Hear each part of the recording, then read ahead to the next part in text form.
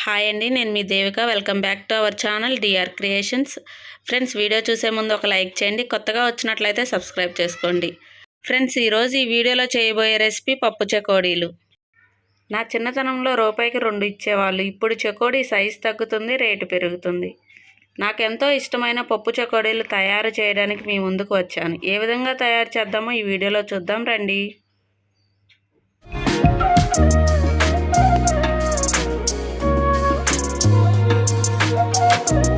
ముందుగా 100 గ్రాముల పచ్చిశనగపప్పును తీసుకొని నీట్గా కడిగి 2 గంటల సేపు నానబెట్టాలి.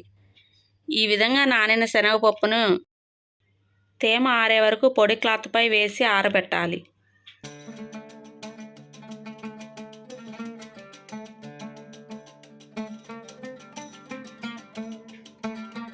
ఇలా ఆరిన శనగపప్పును పక్కన పెట్టుకుందాం. ఒక గిన్నె తీసుకొని అందులో 1 కప్పు బియ్యం పిండి, 1 కప్పు మైదా పిండి వేసుకొని కలుపుకోవాలి. మీకు కావాల్సి ఉంటే మొత్తం మైదా పిండినైనా తీసుకోవచ్చు. ఇప్పుడు స్టవ్ పై కళాయి పెట్టుకొని మనం ఎంతైతే పిండి తీసుకున్నామో అన్ని వాటర్ పోసుకొని మరగనిద్దాం.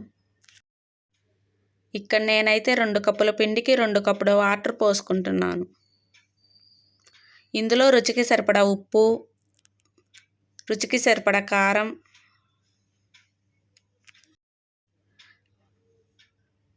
కలర్ కోసం కొంచెం ఫుడ్ కలర్ని యాడ్ చేసుకుంటున్నాను. మీరు ఇంట్లో చేసే పని అయితే ఫుడ్ కలర్ని స్కిప్ చేయొచ్చు. ఈ వాటర్ ఇలా బాయిల్ అవ్వడం స్టార్ట్ అయిన తర్వాత ముందుగా రెడీ చేసిన పొడి పిండిని నిదానంగా కలుపుతూ పిండిని మొత్తం పోసుకుందాం. ఇలా కలిపేటప్పుడు స్టవ్ని స్లో ఫ్లేమ్లో అడ్జస్ట్ చేసుకొని పొడి పిండిని కలుపుకుందాం. ఇలా నిదానంగా పోసుకొని కలుపుకోవడం వల్ల పిండి ఉండలు కట్టకుండా చాలా చక్కగా పిండి కలుస్తుంది. అదేవిధంగా పిండి మొత్తాన్ని పోసి ముద్దయ్యే వరకు కలుపుకుందాం. ఒకవేళ ఈ పిండి బాగా టైట్గా వస్తే కొన్ని వాటర్ పోసుకొని కలుపుకోండి. ఇలా కలిపిన పిండిని ప్లేట్లోనికి మార్చుకొని పిండి వేడి గోరువెచ్చగా అయ్యే వరకు ఆగి పిండిని కలుపుకోవడం స్టార్ట్ చేద్దాం. ఇందులోనే 1 టేబుల్ స్పూన్ ఆయిల్ వేసుకొని సెమీ సాఫ్ట్గా పిండి ముద్దను కలుపుకుందాం.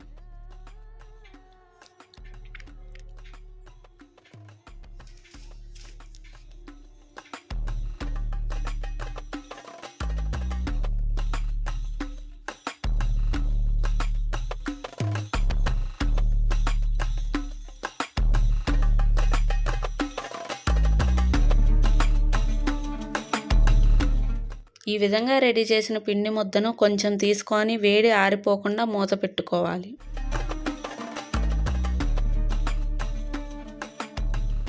పిండి ముద్దను రోల్ చేసే ముందుగా నానబెట్టిన శనగపప్పుని కూడా వేసుకొని రోల్ చేసి ఎడ్జెస్ని రౌండ్ షేప్లో తీసుకుందాం. ఇలా ఖాళీగా ఉన్న ప్లేస్లో చేతితో అంటించుకుందాం. అదేవిధంగా అన్నిటినీ రెడీ చేసుకొని పక్కన పెట్టుకుందాం.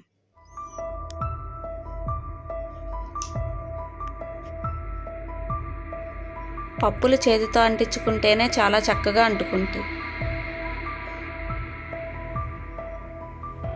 స్టవ్ పై కళాయి పెట్టుకొని అందులో డీప్ ఫ్రైకి సరిపడా ఆయిల్ తీసుకొని బాగా హీట్ అవ్వాలి. ఆయిల్ హీట్ అయిందా లేదా అని చెక్ చేసి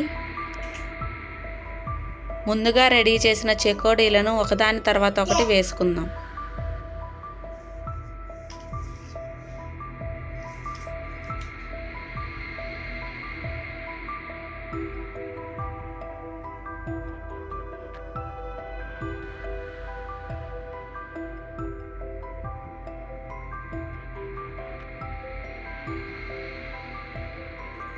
ఇలా వేసిన చెకోడీలను 5 నిమిషాల పాటు కలబెట్టకుండా వేయించుకుందాం. వేసిన వెంటనే కలబెట్టడం వలన పప్పులు ఊడిపోతాయని గమనించుకోవాలి.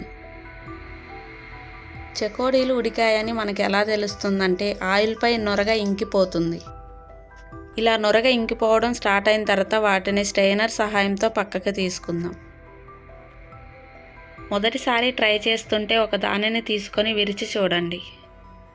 అదేవిధంగా అన్నిటిని వేయించుకొని పక్కన తీసుకుందాం. అంతేనండి, చిన్నప్పుడు ఎంతో ఇష్టంగా కొనుక్కొని తినే పప్పు చెకోడీలు రెడీ. ఈ పప్పు చెకోడీలు ఒకసారి విరిచి చూపిస్తాను చూడండి ఎంత క్రిస్పీగా వచ్చినాయో. చూసారా, చాలా చక్కగా వచ్చినాయి. అంతేనండి, పప్పు చెకోడీలు రెడీ.